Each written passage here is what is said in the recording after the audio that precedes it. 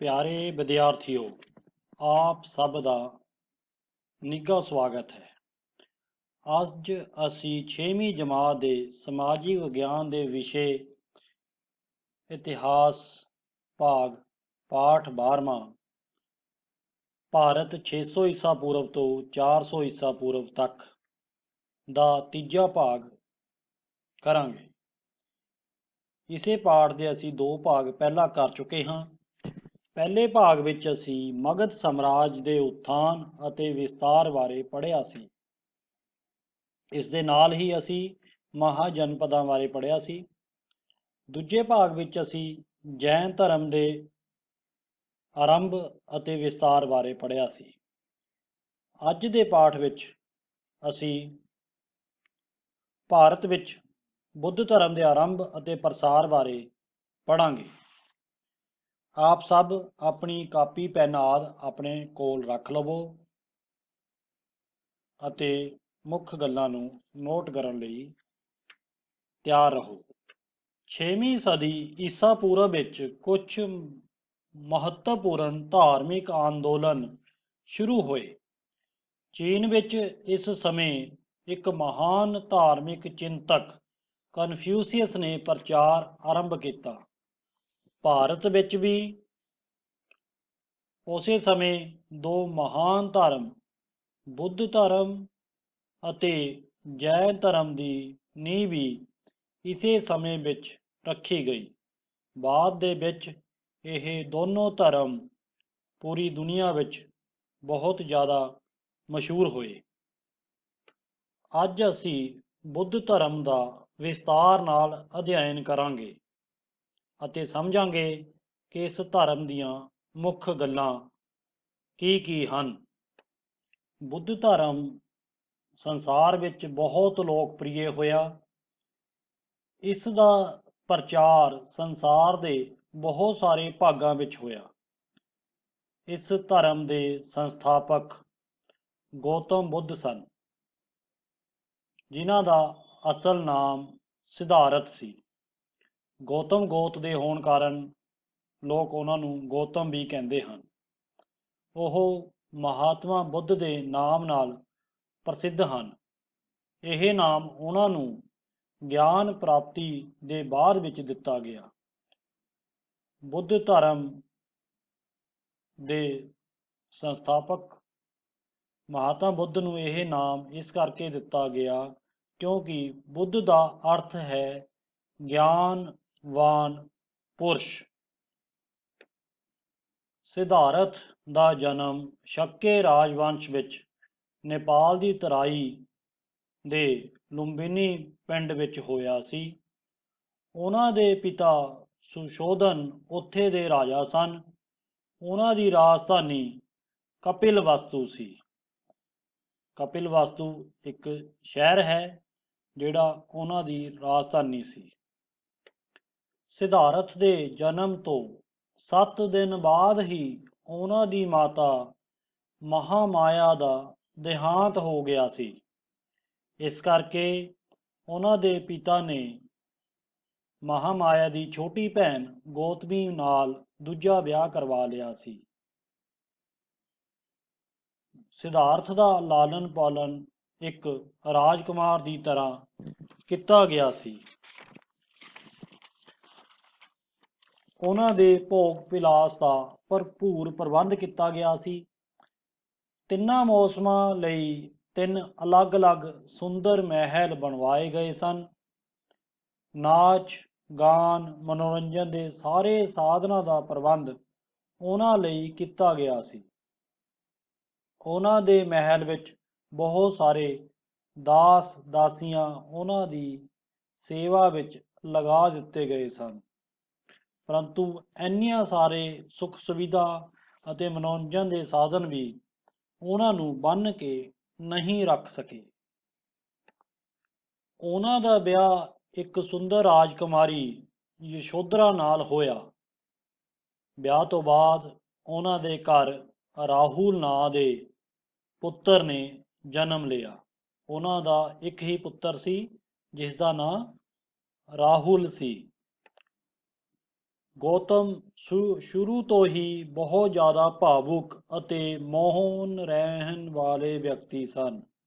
ਉਹ ਜੀਵਾਂ ਤੇ ਦਇਆ ਕਰਦੇ ਸਨ। ਉਹ ਜਦੋਂ ਖੇਡਦੇ ਸਨ ਤਾਂ ਘੋੜਿਆਂ ਨੂੰ ਥੱਕਿਆ ਦੇਖ ਕੇ ਉਹ ਆਪਣਾ ਖੇਡ ਰੋਕ ਦਿੰਦੇ ਸਨ। ਇੱਕ ਵਾਰ ਦੀ ਘਟਨਾ ਹੈ, ਉਹਨਾਂ ਦੇ ਚਚੇਰੇ ਭਾਈ ਨੇ ਇੱਕ ਹੰਸ ਨੂੰ ਤੀਰ ਮਾਰ ਦਿੱਤਾ। ਉਸ ਘਾਇਲ ਹੰਸ ਨੂੰ ਦੇਖ ਕੇ ਉਹ ਬਹੁਤ ਜ਼ਿਆਦਾ ਭਾਵੁਕ ਹੋ ਗਏ। ਉਹਨਾਂ ਨੇ ਆਪਣੇ ਚਾਚੇ ਦੇ ਪੁੱਤਰ ਦੇ ਖਿਲਾਫ ਜਾ ਕੇ ਵੀ ਉਸ ਹੰਸ ਦਾ ਇਲਾਜ ਕਰਵਾਇਆ, ਉਸ ਦੀ ਮਰਹਮ ਪੱਟੀ ਕੀਤੀ ਅਤੇ ਉਸ ਨੂੰ ਪਾਲਿਆ। ਉਹਨਾਂ ਦੇ ਜੀਵਨ ਵਿੱਚ 4 ਦ੍ਰਿਸ਼ਾਂ ਨੇ ਬਹੁਤ ਜ਼ਿਆਦਾ ਪ੍ਰਭਾਵ ਪਾਇਆ। ਇਹੀ 4 ਦ੍ਰਿਸ਼ਾਂ ਨੂੰ ਦੇਖਣ ਤੋਂ ਬਾਅਦ ਹੀ ਉਹ ਸੰਤ ਬਣੇ ਸਨ ਤੇ ਘਰ ਤਿਆਗਿਆ ਸੀ। ਇਹ 4 ਦ੍ਰਿਸ਼ ਬੱਚਿਓ ਤੁਹਾਨੂੰ ਪਤਾ ਹੈ ਕਿਹੜੇ ਹਨ? ਆਓ ਅੱਜ ਇਹਨਾਂ ਬਾਰੇ ਜਾਣਦੇ ਹਾਂ। ਪਹਿਲਾ ਦ੍ਰਿਸ਼, ਉਹਨਾਂ ਨੇ ਬਗੀਚੇ ਵਿੱਚ ਸੈਰ ਕਰਦੇ ਹੋਏ ਇੱਕ ਬਿਮਾਰ ਵਿਅਕਤੀ ਨੂੰ ਦੇਖਿਆ, ਜਿਸ ਦਾ ਸਾਹ ਤੇਜ਼ ਚੱਲ ਰਹੀ ਸੀ, ਕੰਧੇ ਢਿੱਲੇ ਪੈ ਗਏ ਸੀ, ਬਾਹਾਂ ਸੁੱਕੀਆਂ ਹੋਈਆਂ ਸਨ ਅਤੇ ਚਿਹਰਾ ਪੀਲਾ ਪੈ ਗਿਆ ਸੀ। ਉਹਨਾਂ ਨੇ ਪਹਿਲੀ ਵਾਰ ਕੋਈ ਬਿਮਾਰ ਵਿਅਕਤੀ ਦੇਖਿਆ ਸੀ, ਜਿਸ ਨੂੰ ਦੇਖ ਕੇ ਉਹ ਬਹੁਤ ਜ਼ਿਆਦਾ ਹੈਰਾਨ ਹੋਏ। ਉਸ ਤੋਂ ਕੁਝ ਦਿਨਾਂ ਬਾਅਦ ਉਹ ਆਪਣੇ ਸਾਰਥੀ ਨਾਲ ਰੱਥ ਵਿੱਚ ਜਾ ਰਹੇ ਸਨ ਤਾਂ ਸੜਕ ਤੇ ਇੱਕ ਬੁੜਾ ਵਿਅਕਤੀ ਦਿਖਾਈ ਦਿੱਤਾ, ਜਿਸ ਦੇ ਦੰਦ ਟੁੱਟ ਗਏ ਸਨ, ਬਾਲ ਪੱਕ ਗਏ ਸਨ, ਚਿੱਟੇ ਹੋ ਗਏ ਸਨ, ਸਰੀਰ ਬੁਢਾਪੇ ਕਾਰਨ ਟੇਢਾ ਹੋ ਗਿਆ ਸੀ। ਉਹ ਹੱਥ ਵਿੱਚ ਸੋਟੀ ਲੈ ਕੇ ਹੌਲੀ-ਹੌਲੀ ਤੁਰ ਰਿਹਾ ਸੀ। ਇਸ ਤੋਂ ਕੁਝ ਦਿਨ ਬਾਅਦ ਉਹ ਬਗੀਚੇ ਵਿੱਚ ਸੈਰ ਕਰ ਰਹੇ ਸਨ ਤਾਂ ਉੱਥੋਂ ਇੱਕ ਆਰਥੀ ਦੇਖੀ। 4 ਬੰਦੇ ਆਰਥੀ ਨੂੰ ਚੁੱਕ ਕੇ ਲੈ ਜਾ ਰਹੇ ਸਨ, ਜਿਸ ਦੇ ਪਿੱਛੇ ਬਹੁਤ ਸਾਰੇ ਲੋਕ ਰੋਂਦੇ ਹੋਏ ਚੱਲ ਰਹੇ ਸਨ। ਕੋਈ ਛਾਤੀ ਕੁੱਟ ਰਿਹਾ ਸੀ, ਕੋਈ ਆਪਣੇ ਬਾਲ ਪੁੱਟ ਰਿਹਾ ਸੀ। ਇਸ ਤਰ੍ਹਾਂ ਉਹਨਾਂ ਨੇ ਦੇਖਿਆ ਕਿ ਉਸ ਮਰੇ ਹੋਏ ਬੰਦੇ ਦੇ ਰਿਸ਼ਤੇਦਾਰ ਬਹੁਤ ਜ਼ਿਆਦਾ ਦੁਖੀ ਸਨ। ਇਹ 3 ਦ੍ਰਿਸ਼ ਦੇਖ ਕੇ ਉਹਨਾਂ ਦਾ ਮਨ ਬਹੁਤ ਜ਼ਿਆਦਾ ਵਿਚਲਿਤ ਹੋ ਗਿਆ। ਉਹਨਾਂ ਨੇ ਇਹਨਾਂ ਦੁੱਖਾਂ ਨੂੰ ਦੇਖ ਕੇ ਸੰਸਾਰ ਨੂੰ ਤਿਆਗਣ ਦਾ ਫੈਸਲਾ ਕਰ ਲਿਆ। ਸੰਸਾਰ ਦੇ ਸਾਰੇ ਮਨੋਰੰਜਨ, ਨਾਚ ਅਤੇ ਐਸ਼ੋ ਆਰਾਮ ਤੋਂ ਉਹਨਾਂ ਦਾ ਮੋਹ ਭੰਗ ਹੋ ਗਿਆ। ਐਸੇ ਤੋਂ ਕੁਝ ਦਿਨ ਬਾਅਦ ਉਹਨਾਂ ਨੇ ਇੱਕ ਸੰਤ ਨੂੰ ਦੇਖਿਆ। ਉਹ ਸੰਤ ਮੋਹ ਮਾਇਆ ਨੂੰ ਤਿਆਗ ਕੇ ਤਪੱਸਿਆ ਕਰ ਰਿਹਾ ਸੀ। ਉਸ ਦੇ ਚਿਹਰੇ ਤੇ ਸ਼ਾਂਤੀ ਸੀ ਅਤੇ ਉਹ ਸਾਰੇ ਦੁੱਖਾਂ ਤੋਂ ਪਰੇ ਨਜ਼ਰ ਆ ਰਿਹਾ ਸੀ। ਉਸ ਸੰਤ ਨੂੰ ਦੇਖਣ ਤੋਂ ਬਾਅਦ ਉਹਨਾਂ ਨੇ ਸੰਸਾਰ ਨੂੰ ਤਿਆਗਣ ਦਾ ਫੈਸਲਾ ਕਰ ਲਿਆ ਅਤੇ ਜੰਗਲ ਵਿੱਚ ਜਾ ਕੇ ਤਪੱਸਿਆ ਕਰਨ ਦਾ ਮਨ ਬਣਾ ਲਿਆ। ਇਸੇ ਅਸ਼ਾਂਤ ਮਨ ਕਾਰਨ ਉਹ 29 ਸਾਲ ਦੀ ਉਮਰ ਵਿੱਚ ਜੀਵਨ ਦੇ ਸੱਚੇ ਆਨੰਦ ਦੀ ਖੋਜ ਕਰਨ ਲਈ ਘਰ ਤਿਆਗ ਕੇ ਚਲੇ ਗਏ। ਇੱਕ ਰਾਤ ਉਹ ਆਪਣੇ ਬੀਵੀ ਅਤੇ ਬੱਚੇ ਨੂੰ ਸੁੱਤਾ ਪਿਆ ਛੱਡ ਕੇ ਜੰਗਲ ਵਿੱਚ ਚਲੇ ਗਏ ਅਤੇ ਉੱਥੇ ਹੀ ਰਹਿਣ ਲੱਗ ਪਏ। ਕਾਫੀ ਸਮੇਂ ਤੱਕ ਥਾਂ-ਥਾਂ ਤੇ ਘੁੰਮਣ ਅਤੇ ਕਠੋਰ ਤਪੱਸਿਆ ਕਰਨ ਤੋਂ ਬਾਅਦ ਬਿਹਾਰ ਵਿੱਚ ਬੋਧ ਗਯਾ ਵਿਖੇ ਇੱਕ ਪਿੱਪਲ ਦੇ ਦਰਖਤ ਹੇਠਾਂ ਤਪੱਸਿਆ ਕਰਦੇ ਹੋਏ ਗੌਤਮ ਨੂੰ ਸੱਚੇ ਗਿਆਨ ਦੀ ਪ੍ਰਾਪਤੀ ਹੋਈ। ਇਸ ਗਿਆਨ ਦੀ ਪ੍ਰਾਪਤੀ ਤੋਂ ਬਾਅਦ ਹੀ ਉਹ ਬੁੱਧ ਅਖਵਾਉਣ ਲੱਗੇ। ਆਪਾਂ ਪਹਿਲਾਂ ਵੀ ਪੜ੍ਹਿਆ ਸੀ, ਬੁੱਧ ਦਾ ਕੀ ਅਰਥ ਹੁੰਦਾ ਹੈ ਬੱਚਿਓ? ਬੁੱਧ ਦਾ ਅਰਥ ਹੈ ਗਿਆਨਵਾਨ ਪੁਰਸ਼। ਗਿਆਨ ਪ੍ਰਾਪਤੀ ਤੋਂ ਬਾਅਦ ਬੁੱਧ ਨੇ ਵਾਰਾਣਸੀ ਦੇ ਨੇੜੇ ਸਾਰਨਾਥ ਵਿੱਚ 5 ਭਿਕਸ਼ੂਆਂ ਨੂੰ ਆਪਣਾ ਪਹਿਲਾ ਉਪਦੇਸ਼ ਦਿੱਤਾ। ਇਹ ਸਥਾਨ ਇਸੇ ਕਰਕੇ ਬਹੁਤ ਜ਼ਿਆਦਾ ਮਸ਼ਹੂਰ ਹੈ, ਸਾਰਨਾਥ। ਇੱਥੇ ਹੀ ਮਹਾਤਮਾ ਬੁੱਧ ਨੇ ਆਪਣੇ ਜੀਵਨ ਦਾ ਪਹਿਲਾ ਉਪਦੇਸ਼ ਦਿੱਤਾ ਸੀ ਅਤੇ ਇਹ 5 ਭਿਕਸ਼ੂ ਉਹਨਾਂ ਦੇ ਪਹਿਲੇ ਸ਼ਿਸ਼ ਬਣੇ ਸਨ। ਇਸ ਤੋਂ ਪਿੱਛੋਂ ਉਹਨਾਂ ਨੇ ਆਪਣਾ ਸਾਰਾ ਜੀਵਨ ਲੋਕਾਂ ਨੂੰ ਧਰਮ ਦਾ ਉਪਦੇਸ਼ ਦੇਣ ਵਿੱਚ ਬਤੀਤ ਕਰ ਦਿੱਤਾ।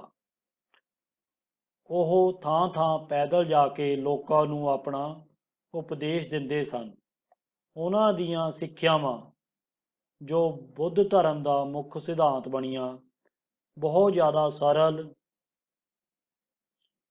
ਪਰੰਤੂ ਅਰਥਪੂਰਨ ਸਨ। ਉਹ ਆਮ ਭਾਸ਼ਾ ਜੋ ਉਸ ਸਮੇਂ ਦੀ ਪ੍ਰਚਲਿਤ ਭਾਸ਼ਾ ਸੀ ਉਸ ਵਿੱਚ ਆਪਣਾ ਉਪਦੇਸ਼ ਦਿੰਦੇ ਸਨ, ਤਾਂ ਕਿ ਪਿੰਡਾਂ ਦੇ ਆਮ ਲੋਕਾਂ ਨੂੰ ਉਹਨਾਂ ਦੀ ਗੱਲ ਸਮਝ ਆ ਜਾਵੇ। ਉਹ ਇੰਨੀ ਆਸਾਨ ਭਾਸ਼ਾ ਤੇ ਇੰਨੇ ਸਰਲ ਸ਼ਬਦਾਂ ਵਿੱਚ ਸਾਰੀ ਗੱਲ ਦੱਸਦੇ ਸਨ ਕਿ ਅਨਪੜ੍ਹ ਤੋਂ ਅਨਪੜ੍ਹ ਬੰਦਾ ਵੀ ਉਹਨਾਂ ਦੀ ਗੱਲ ਨੂੰ ਆਸਾਨੀ ਨਾਲ ਸਮਝ ਸਕਦਾ ਸੀ। ਉਹਨਾਂ ਨੇ 4 ਮਹਾਨ ਸੱਚਾਈਆਂ ਬਾਰੇ ਦੱਸਿਆ। ਪਹਿਲੀ ਸੱਚਾਈ ਕਿ ਇਹ ਸੰਸਾਰ ਦੁੱਖਾਂ ਦਾ ਘਰ ਹੈ। ਦੁੱਖਾਂ ਦਾ ਕਾਰਨ ਇੱਛਾਵਾਂ ਹਨ। ਇੱਛਾਵਾਂ ਤੇ ਕਾਬੂ ਪਾਉਣ ਤੋਂ ਬਾਅਦ ਹੀ ਅਸੀਂ ਦੁੱਖਾਂ ਤੋਂ ਛੁਟਕਾਰਾ ਪਾ ਸਕਦੇ ਹਾਂ। ਇੱਛਾ ਦਾ ਦਮਨ ਅਸ਼ਟ ਮਾਰਗ ਦੁਆਰਾ ਹੋ ਸਕਦਾ ਹੈ। ਮਹਾਤਮਾ ਬੁੱਧ ਨੇ ਅਸ਼ਟ ਮਾਰਗ ਦਾ ਵਰਣਨ ਕੀਤਾ ਹੈ। ਇਸ ਵਿੱਚ ਉਹਨਾਂ ਨੇ 8 ਗੱਲਾਂ ਉੱਤੇ ਜ਼ੋਰ ਦਿੱਤਾ ਹੈ। ਪਹਿਲੀ ਗੱਲ ਹੈ ਸੱਚੀ ਦ੍ਰਿਸ਼ਟੀ। ਬੰਦੇ ਦੀ ਦ੍ਰਿਸ਼ਟੀ ਸੱਚੀ ਹੋਣੀ ਚਾਹੀਦੀ ਹੈ। ਉਹ ਬੇਗਾਨੀਆਂ ਚੀਜ਼ਾਂ ਉੱਤੇ ਨਜ਼ਰ ਰੱਖਣ ਵਾਲਾ ਨਹੀਂ ਹੋਣਾ ਚਾਹੀਦਾ। ਬੇਗਾਨੇ ਹੱਕ ਨੂੰ ਹੜਪਣ ਵਾਲੀ ਦ੍ਰਿਸ਼ਟੀ ਉਸਦੀ ਨਹੀਂ ਹੋਣੀ ਚਾਹੀਦੀ। ਦੂਜਾ ਹੈ ਸੱਚਾ ਸੰਕਲਪ। ਬੰਦੇ ਦਾ ਸੰਕਲਪ ਸੱਚਾ ਹੋਣਾ ਚਾਹੀਦਾ ਹੈ। ਸੰਕਲਪ ਦਾ ਅਰਥ ਹੈ ਦ੍ਰਿੜ ਨਿਸ਼ਚੇ, ਮਤਲਬ ਜੋ ਵੀ ਉਹ ਹਾਸਲ ਕਰਨਾ ਚਾਹੁੰਦਾ ਹੈ ਉਸ ਦੇ ਪ੍ਰਤੀ ਉਹ ਦ੍ਰਿੜ ਇੱਛਾ ਰੱਖਦਾ ਹੋਵੇ, ਨਾ ਕਿ ਉਹ ਕਨਫਿਊਜ਼ ਹੋਵੇ ਜਾਂ ਦੋ ਚਿੱਤੀ ਵਿੱਚ ਹੋਵੇ। ਤੀਸਰਾ ਹੈ ਸੱਚਾ ਬਚਨ। ਬੰਦਾ ਆਪਣੇ ਬਚਨ ਦਾ ਸੱਚਾ ਹੋਣਾ ਚਾਹੀਦਾ ਹੈ। ਉਹ ਝੂਠ ਤੋਂ ਦੂਰ ਰਹਿਣ ਵਾਲਾ ਹੋਣਾ ਚਾਹੀਦਾ ਹੈ। ਜੋ ਵਾਅਦਾ ਉਹ ਕਰੇ ਉਸ ਨੂੰ ਨਿਭਾਉਣ ਦੀ ਉਸ ਵਿੱਚ ਇੱਛਾ ਹੋਣੀ ਚਾਹੀਦੀ ਹੈ। ਚੌਥਾ ਹੈ ਸੱਚਾ ਕਰਮ। ਵਿਅਕਤੀ ਆਪਣੇ ਕਰਮ ਦੇ ਪ੍ਰਤੀ ਸੱਚਾ ਹੋਣਾ ਚਾਹੀਦਾ ਹੈ। ਉਹ ਬੇਈਮਾਨੀ ਨਾ ਕਰਦਾ ਹੋਵੇ, ਕੰਮ ਚੋਰੀ ਨਾ ਕਰਦਾ ਹੋਵੇ ਅਤੇ ਪੂਰੀ ਮਿਹਨਤ ਨਾਲ ਆਪਣਾ ਕਰਮ ਕਰਨ ਵਾਲਾ ਹੋਣਾ ਚਾਹੀਦਾ ਹੈ। ਪੰਜਵਾਂ ਹੈ ਸੱਚਾ ਰਹਿਣ ਸਹਿਣ। ਵਿਅਕਤੀ ਦਾ ਰਹਿਣ ਸਹਿਣ ਸਰਲ ਹੋਣਾ ਚਾਹੀਦਾ ਹੈ, ਸੱਚਾ ਹੋਣਾ ਚਾਹੀਦਾ ਹੈ। ਉਹ ਦਿਖਾਵੇ ਤੇ ਖਰਚ ਕਰਨ ਵਾਲਾ ਨਹੀਂ ਹੋਣਾ ਚਾਹੀਦਾ।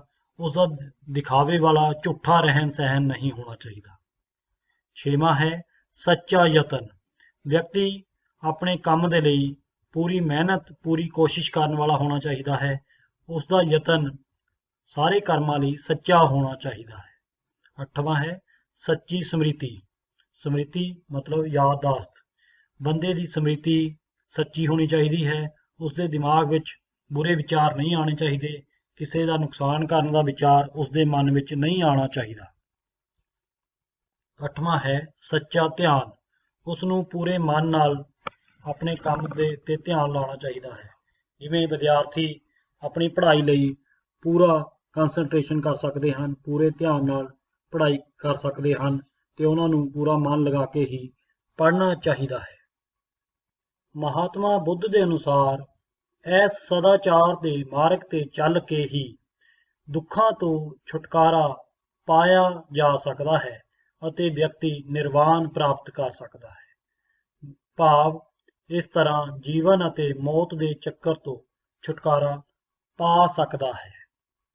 ਬੁੱਧ ਨੇ ਆਪਣੇ ਉਦੇਸ਼ ਦੀ ਪ੍ਰਾਪਤੀ ਲਈ ਮੱਧ ਮਾਰਗ ਅਪਣਾਉਣ ਦੀ ਸਿੱਖਿਆ ਵੀ ਦਿੱਤੀ, ਜਿਸ ਦਾ ਅਰਥ ਹੈ ਕਿ ਨਾ ਤਾਂ ਵਿਅਕਤੀ ਨੂੰ ਕਠੋਰ ਤਪੱਸਿਆ ਦੁਆਰਾ ਆਪਣੇ ਸਰੀਰ ਨੂੰ ਜ਼ਿਆਦਾ ਕਸ਼ਟ ਦੇਣਾ ਚਾਹੀਦਾ ਹੈ ਅਤੇ ਨਾ ਹੀ ਜੀਵਨ ਨੂੰ ਵਿਅਰਥ ਭੋਗ ਵਿਲਾਸ ਵਿੱਚ ਡੁਬੋ ਕੇ ਰੱਖਣਾ ਚਾਹੀਦਾ ਹੈ।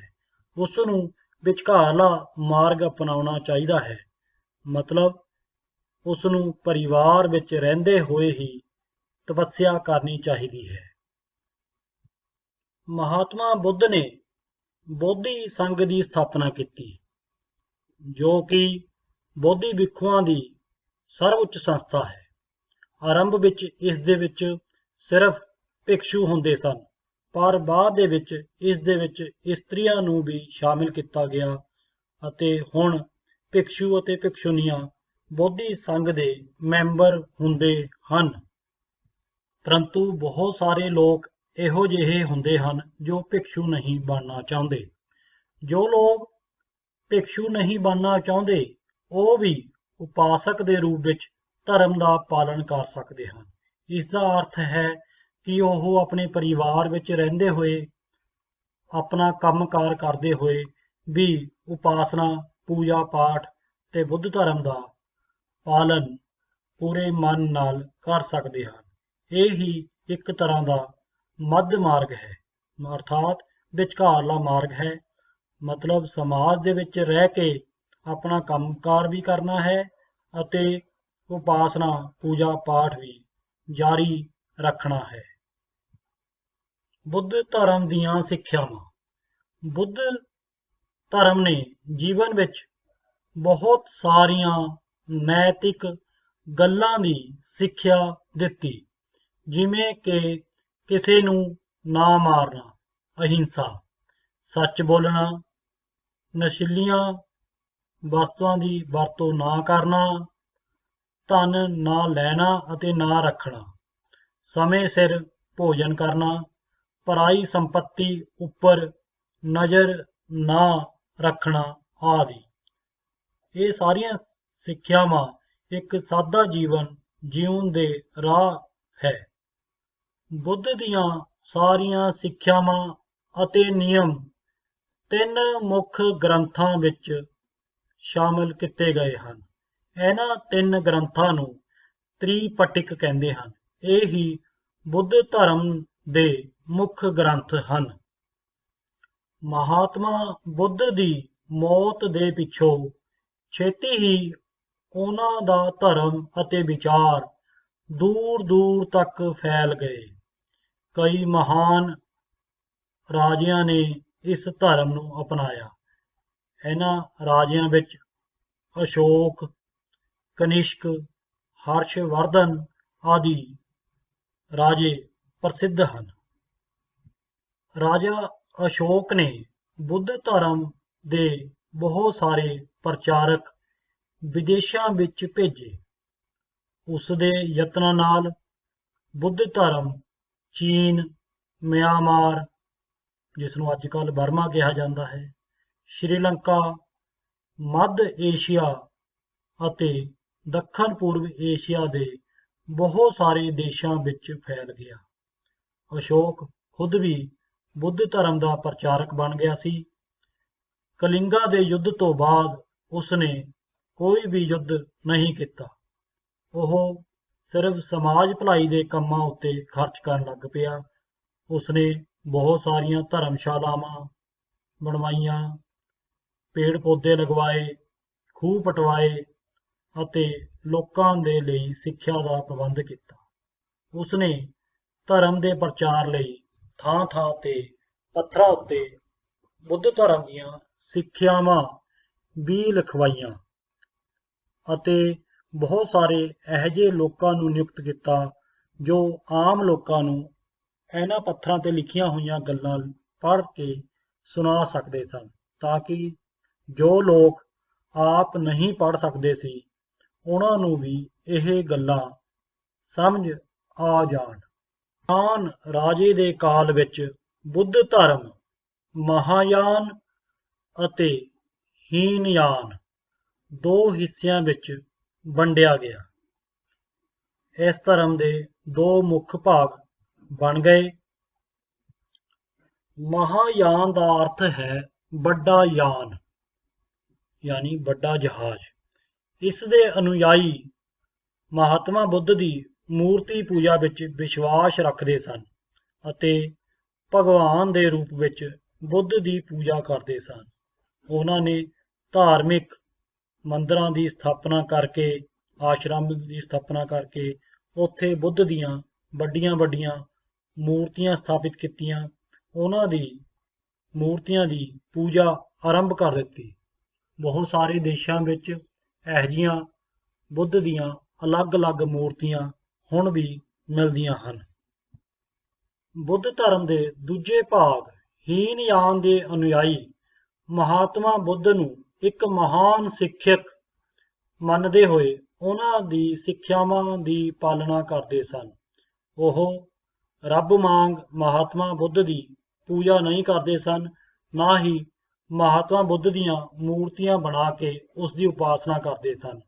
ਉਹ ਉਹਨਾਂ ਨੂੰ ਇੱਕ ਮਹਾਨ ਸੰਤ, ਇੱਕ ਸਮਾਜ ਸੁਧਾਰਕ ਮੰਨ ਕੇ ਉਹਨਾਂ ਦੀ ਸਿੱਖਿਆਵਾਂ ਨੂੰ ਅਪਣਾਉਂਦੇ ਸਨ ਅਤੇ ਉਹਨਾਂ ਦੇ ਮਾਰਗ ਤੇ ਚੱਲਦੇ ਸਨ। ਉਹ ਉਹਨਾਂ ਵਾਂਗ ਜੀਵਨ ਜਿਉਣ ਲਈ ਹੋਰ ਲੋਕਾਂ ਨੂੰ ਪ੍ਰੇਰਿਤ ਕਰਦੇ ਸਨ, ਨਾ ਕਿ ਮੂਰਤੀਆਂ ਦੀ ਪੂਜਾ ਕਰਦੇ ਸਨ। ਪਿਆਰੇ ਬੱਚਿਓ, ਤੁਸੀਂ ਇਸ ਪਾਠ ਨੂੰ ਬਹੁਤ ਹੀ ਧਿਆਨ ਨਾਲ ਸੁਣਿਆ ਹੈ ਅਤੇ ਸਮਝਿਆ ਹੈ। ਹੁਣ ਇਸ ਪਾਠ ਦੀ ਦੁਹਰਾਈ ਕਰਦੇ ਹੋਏ ਅਸੀਂ ਇਸ ਪਾਠ ਦੇ ਵਿੱਚੋਂ ਤੁਹਾਡੇ ਤੋਂ ਕੁਝ ਪ੍ਰਸ਼ਨ ਪੁੱਛਾਂਗੇ ਤਾਂ ਕਿ ਪਤਾ ਲੱਗ ਸਕੇ ਕਿ ਤੁਸੀਂ ਇਸ ਪਾਠ ਨੂੰ ਚੰਗੀ ਤਰ੍ਹਾਂ ਸੁਣਿਆ ਹੈ ਜਾਂ ਨਹੀਂ। ਪਹਿਲਾ ਪ੍ਰਸ਼ਨ ਹੈ, ਮਹਾਤਮਾ ਬੁੱਧ ਦਾ ਅਸਲ ਨਾਮ ਕੀ ਸੀ? ਕਿਉਂਕਿ ਅਸੀਂ ਪਾਠ ਵਿੱਚ ਤੁਹਾਨੂੰ ਦੱਸਿਆ ਹੈ ਕਿ ਮਹਾਤਮਾ ਬੁੱਧ ਤਾਂ ਉਹਨਾਂ ਨੂੰ ਬਾਅਦ ਦੇ ਵਿੱਚ ਮਿਲਿਆ ਨਾਮ ਸੀ, ਜੋ ਉਹਨਾਂ ਨੂੰ ਗਿਆਨ ਪ੍ਰਾਪਤੀ ਤੋਂ ਬਾਅਦ ਮਿਲਿਆ ਸੀ, ਪਰੰਤੂ ਬਚਪਨ ਵਿੱਚ ਉਹਨਾਂ ਦਾ ਨਾਮ ਹੋਰ ਸੀ। ਉਹਨਾਂ ਦਾ ਅਸਲ ਨਾਮ ਕੀ ਸੀ, ਇਹ ਤੁਸੀਂ ਸੋਚ ਕੇ ਦੱਸੋ।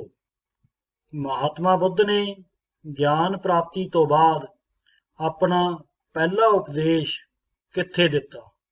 ਅਸੀਂ ਪਾਠ ਦੇ ਵਿੱਚ ਤੁਹਾਨੂੰ ਦੱਸਿਆ ਸੀ ਕਿ ਉਹਨਾਂ ਨੇ ਗਿਆਨ ਪ੍ਰਾਪਤੀ ਤੋਂ ਬਾਅਦ 5 ਭਿਕਸ਼ੂਆਂ ਨੂੰ ਆਪਣਾ ਪਹਿਲਾ ਉਪਦੇਸ਼ ਦਿੱਤਾ ਸੀ। ਤੁਸੀਂ ਦੱਸਣਾ ਹੈ ਕਿ ਉਹ ਪਹਿਲਾ ਉਪਦੇਸ਼ ਕਿਸ ਥਾਂ ਤੇ ਦਿੱਤਾ ਗਿਆ ਸੀ, ਉਸ ਜਗ੍ਹਾ ਦਾ ਨਾਮ ਕੀ ਹੈ? ਤੀਸਰਾ ਪ੍ਰਸ਼ਨ ਹੈ, ਬੁੱਧ ਧਰਮ ਦੇ ਮੁੱਖ ਗ੍ਰੰਥ ਕਿੰਨੇ ਹਨ? ਪਾਠ ਵਿੱਚ ਅਸੀਂ ਤੁਹਾਨੂੰ ਦੱਸਿਆ ਹੈ ਕਿ ਮਹਾਤਮਾ ਬੁੱਧ ਦੀਆਂ ਸਿੱਖਿਆਵਾਂ ਗ੍ਰੰਥਾਂ ਵਿੱਚ ਮੌਜੂਦ ਹਨ। ਉਹ ਗ੍ਰੰਥ ਕਿੰਨੇ ਹਨ? ਤੁਸੀਂ ਪਾਠ ਨੂੰ ਪੜ੍ਹ ਕੇ ਜਾਂ ਆਪਣੇ ਅਧਿਆਪਕ ਦੀ ਸਹਾਇਤਾ ਨਾਲ ਇਹ ਪਤਾ ਕਰੋ ਕਿ ਮੁੱਖ ਗ੍ਰੰਥ ਕਿੰਨੇ ਹਨ। ਉਹਨਾਂ ਗ੍ਰੰਥਾਂ ਦੇ ਨਾਮ ਵੀ ਤੁਸੀਂ ਲੱਭ ਸਕਦੇ ਹੋ ਇਸ ਦੀ ਕੰਪਿਊਟਰ ਦੀ ਮਦਦ ਨਾਲ ਜਾਂ ਕਿਤਾਬਾਂ ਦੀ ਮਦਦ ਦੇ ਨਾਲ। ਇਹਨਾਂ ਗ੍ਰੰਥਾਂ ਦੇ ਨਾਮ ਵੀ ਜੇ ਤੁਸੀਂ ਪਤਾ ਕਰਦੇ ਹੋ ਤਾਂ ਉਹ ਵਧੀਆ ਗੱਲ ਹੋਵੇਗੀ। ਬੱਚਿਓ, ਅੱਜ ਅਸੀਂ ਪਾਠ ਨੂੰ ਧਿਆਨ ਨਾਲ ਪੜ੍ਹਿਆ ਹੈ ਅਤੇ ਇਸ ਦੇ ਪ੍ਰਸ਼ਨ ਕੀਤੇ ਹਨ। ਹੁਣ ਅਸੀਂ ਐਸੇ ਪਾਠ ਵਿੱਚੋਂ ਕੁਝ ਖਾਲੀ ਥਾਵਾਂ ਕਰਾਂਗੇ। ਪਹਿਲੀ ਖਾਲੀ ਥਾਂ ਹੈ, ਮਹਾਤਮਾ ਬੁੱਧ ਦੀ ਮਾਤਾ ਦਾ ਨਾਂ ਡੈਸ਼ ਸੀ। ਅਸੀਂ ਮਹਾਤਮਾ ਬੁੱਧ ਵਾਲੇ ਭਾਗ ਦੇ ਆਰੰਭ ਵਿੱਚ ਹੀ ਪੜ੍ਹਿਆ ਸੀ ਕਿ ਮਹਾਤਮਾ ਬੁੱਧ ਦੀ ਮਾਤਾ ਦਾ ਉਹਨਾਂ ਦੇ ਛੋਟੇ ਹੁੰਦੇ ਹੀ ਦੇਹਾਂਤ ਹੋ ਗਿਆ ਸੀ ਅਤੇ ਉਹਨਾਂ ਦੇ ਪਿਤਾ ਨੇ ਦੂਸਰਾ ਵਿਆਹ ਕਰਾ ਲਿਆ ਸੀ। ਤਾਂ ਅਸੀਂ ਇਹ ਦੱਸਣਾ ਹੈ ਕਿ ਮਹਾਤਮਾ ਬੁੱਧ ਦੀ ਮਾਤਾ ਦਾ ਨਾਂ ਕੀ ਸੀ। ਇਹ ਖਾਲੀ ਥਾਂ ਹੈ ਕਿ ਮਹਾਤਮਾ ਬੁੱਧ ਦੀ ਮਾਤਾ ਦਾ ਨਾਂ ਡੈਸ਼ ਸੀ। ਇਸ ਡੈਸ਼ ਵਿੱਚ ਅਸੀਂ ਉਹਨਾਂ ਦੀ ਮਾਤਾ ਦਾ ਨਾਮ ਭਰਨਾ ਹੈ। ਦੂਜੀ ਖਾਲੀ ਥਾਂ ਦੇ ਵਿੱਚ ਅਸੀਂ ਮਹਾਤਮਾ ਬੁੱਧ ਦੇ ਪਿਤਾ ਦੇ ਰਾਜ ਦੀ ਰਾਜਧਾਨੀ ਕੀ ਸੀ, ਇਹ ਭਰਨਾ ਹੈ। ਆਪਾਂ ਨੇ ਪੜ੍ਹਿਆ ਹੈ ਕਿ ਮਹਾਤਮਾ ਬੁੱਧ ਦੇ ਪਿਤਾ ਜੀ ਨੇਪਾਲ ਦੇ ਤਰਾਈ ਵਾਲੇ ਖੇਤਰ ਦੇ ਰਾਜ ਦੇ ਰਾਜਾ ਸਨ ਅਤੇ ਉਹਨਾਂ ਨੇ ਮਹਾਤਮਾ ਬੁੱਧ ਦੇ ਲਈ ਹਰ ਤਰ੍ਹਾਂ ਦੇ ਐਸ਼ੋ ਆਰਾਮ ਦਾ ਪ੍ਰਬੰਧ ਕੀਤਾ ਸੀ। ਮਹਿਲ ਬਣਵਾਏ ਸੀ, ਦਾਸ ਦਾਸੀਆਂ ਦੀ ਨਿਯੁਕਤੀ ਕੀਤੀ ਸੀ ਅਤੇ ਨਾਚ ਗਾਣੇ ਅਤੇ ਮਨੋਰੰਜਨ ਦਾ ਪ੍ਰਬੰਧ ਕੀਤਾ ਸੀ। ਇਹ ਸਾਰਾ ਕੁਝ ਉਹਨਾਂ ਦੇ ਰਾਜ ਦੀ ਰਾਜਧਾਨੀ ਵਿੱਚ ਕੀਤਾ ਗਿਆ ਸੀ। ਤਾਂ ਇਸ ਖਾਲੀ ਥਾਂ ਦੇ ਵਿੱਚ ਅਸੀਂ ਦੱਸਣਾ ਹੈ ਕਿ ਰਾਜਧਾਨੀ ਦਾ ਨਾਂ ਕੀ ਸੀ। ਤਾਂ ਖਾਲੀ ਥਾਂ ਹੈ ਮਹਾਤਮਾ ਬੁੱਧ ਦੇ ਪਿਤਾ ਦੇ ਰਾਜ ਦੀ ਰਾਜਧਾਨੀ ਡੈਸ਼ ਸੀ। ਇਸ ਡੈਸ਼ ਵਿੱਚ ਅਸੀਂ ਉਸ ਜਗ੍ਹਾ ਦਾ ਨਾਮ ਭਰਨਾ ਹੈ। ਇਸ ਨੂੰ ਧਿਆਨ ਨਾਲ ਭਰਨਾ ਹੈ। ਪਾਠ ਨੂੰ ਪੜ੍ਹ ਕੇ ਵੀ ਤੁਸੀਂ ਇਸ ਨੂੰ ਲੱਭ ਸਕਦੇ ਹੋ। ਆਪਾਂ ਨੇ ਇਸ ਪਾਠ ਵਿੱਚ ਪੜ੍ਹਿਆ ਕਿ ਗੌਤਮ ਸਿਧਾਰਥ ਨੇ ਜਵਾਨੀ ਵਿੱਚ ਸੰਨਿਆਸ ਲੈ ਲਿਆ ਸੀ। ਉਹ ਆਪਣੇ ਬੀਵੀ ਅਤੇ ਬੱਚੇ ਨੂੰ ਛੱਡ ਕੇ ਤਪੱਸਿਆ ਕਰਨ ਚਲੇ ਗਏ ਸਨ। ਹੁਣ ਇਸ ਖਾਲੀ ਥਾਂ ਵਿੱਚ ਤੁਸੀਂ ਦੱਸਣਾ ਹੈ ਕਿ ਗੌਤਮ ਨੇ ਕਿਸ ਉਮਰ ਵਿੱਚ ਘਰ ਤਿਆਗਿਆ ਸੀ। ਆਪਾਂ ਪਾਠ ਦੇ ਵਿੱਚ ਉਹ ਉਮਰ ਦੱਸੀ ਹੈ। ਤਾਂ ਇਹ ਖਾਲੀ ਥਾਂ ਦੇ ਵਿੱਚ ਤੁਸੀਂ ਭਰਨਾ ਹੈ ਕਿ ਉਸ ਸਮੇਂ ਉਹਨਾਂ ਦੀ ਉਮਰ ਕਿੰਨੀ ਸੀ। ਖਾਲੀ ਥਾਂ ਹੈ ਗੌਤਮ ਨੇ ਡੈਸ਼ ਸਾਲ ਦੀ ਉਮਰ ਵਿੱਚ ਘਰ ਦਾ ਤਿਆਗ ਕੀਤਾ। ਗੌਤਮ ਨੇ ਡੈਸ਼ ਸਾਲ ਦੀ ਉਮਰ ਵਿੱਚ ਘਰ ਤਿਆਗ ਦਿੱਤਾ। ਉਹ ਉਮਰ ਦੱਸੋ ਕਿੰਨੀ ਸੀ ਜਦੋਂ ਉਹ ਘਰ ਤਿਆਗ ਕੇ ਤਪੱਸਿਆ ਲਈ ਗਏ ਸਨ। ਚੌਥੇ ਖਾਲੀ ਥਾਂ ਵਿੱਚ ਅਸੀਂ ਦੱਸਣਾ ਹੈ ਕਿ ਮਹਾਤਮਾ ਬੁੱਧ ਨੇ ਆਪਣੇ ਜੀਵਨ ਦਾ ਪਹਿਲਾ ਉਪਦੇਸ਼ ਕਿੱਥੇ ਦਿੱਤਾ ਸੀ। ਆਪਾਂ ਨੇ ਪਾਠ ਵਿੱਚ ਪੜ੍ਹਿਆ ਸੀ ਕਿ ਗਿਆਨ ਪ੍ਰਾਪਤੀ ਤੋਂ ਬਾਅਦ ਉਹਨਾਂ ਨੇ 5 ਭਿਕਸ਼ੂਆਂ ਨੂੰ ਆਪਣਾ ਉਪਦੇਸ਼ ਦਿੱਤਾ ਸੀ। ਆਪਾਂ ਛੋਟੇ ਪ੍ਰਸ਼ਨਾਂ ਵਿੱਚ ਵੀ ਇਸ ਦੇ ਨਾਲ ਮਿਲਦਾ ਜੁਲਦਾ ਪ੍ਰਸ਼ਨ ਕੀਤਾ ਹੈ। ਕਈ ਵਾਰ ਇਸ ਤਰ੍ਹਾਂ ਦਾ ਪ੍ਰਸ਼ਨ ਆ ਜਾਂਦਾ ਹੈ ਜੋ ਖਾਲੀ ਥਾਂ ਦੇ ਰੂਪ ਵਿੱਚ ਹੁੰਦਾ ਹੈ ਤੇ ਆਪਾਂ ਨੇ ਉਸ ਨੂੰ ਭਰਨਾ ਹੁੰਦਾ ਹੈ। ਉਹਨਾਂ 5 ਭਿਕਸ਼ੂਆਂ ਨੂੰ ਮਹਾਤਮਾ ਬੁੱਧ ਨੇ ਆਪਣਾ ਪਹਿਲਾ ਉਪਦੇਸ਼ ਕਿਸ ਸਥਾਨ ਤੇ ਦਿੱਤਾ ਸੀ, ਇਹ ਹੀ ਅਸੀਂ ਦੱਸਣਾ ਹੈ। ਤਾਂ ਖਾਲੀ ਥਾਂ ਹੈ ਮਹਾਤਮਾ ਬੁੱਧ ਨੇ ਆਪਣਾ ਪਹਿਲਾ ਉਪਦੇਸ਼ ਡੈਸ਼ ਵਿੱਚ ਦਿੱਤਾ। ਇਸ ਡੈਸ਼ ਵਿੱਚ ਉਸ ਥਾਂ ਦਾ ਨਾਂ ਭਰੋ। ਪਿਆਰੇ ਬੱਚੋ, ਅਸੀਂ ਇਹ 12ਵਾਂ ਪਾਠ ਬੜੇ ਧਿਆਨ ਨਾਲ ਪੜ੍ਹਿਆ ਹੈ ਅਤੇ ਸਮਝਿਆ ਹੈ। ਇਸ ਦੇ ਆਧਾਰ ਤੇ ਅਸੀਂ ਤੁਹਾਨੂੰ ਕੁਝ ਖਾਲੀ ਥਾਵਾਂ ਅਤੇ ਛੋਟੇ ਕੁਐਸਚਨ ਵੀ ਪੁੱਛੇ ਹਨ। ਤੁਸੀਂ ਹੁਣ ਆਪਣੀ ਕਿਤਾਬ ਵਿੱਚੋਂ ਇਸ ਪਾਠ ਨੂੰ ਧਿਆਨ ਨਾਲ ਪੜ੍ਹ ਕੇ ਦੁਹਰਾਈ ਕਰੋ। ਜਦ ਤੱਕ ਤੁਸੀਂ ਆਪ ਦੁਹਰਾਈ ਨਹੀਂ ਕਰੋਗੇ ਤਦ ਤੱਕ ਤੁਹਾਨੂੰ ਇਹ ਪਾਠ ਸਮਝ ਨਹੀਂ ਆਏਗਾ ਅਤੇ ਯਾਦ ਨਹੀਂ ਹੋਏਗਾ। ਪੇਪਰਾਂ ਦੀ ਤਿਆਰੀ ਲਈ ਤੁਹਾਡਾ ਆਪ ਪੜ੍ਹਨਾ ਬਹੁਤ ਜ਼ਰੂਰੀ ਹੈ। ਇਸ ਕਰਕੇ ਤੁਸੀਂ ਆਪ ਕਿਤਾਬ ਵਿੱਚੋਂ ਪੜ੍ਹੋ। ਧੰਨਵਾਦ ਸਹਿਤ।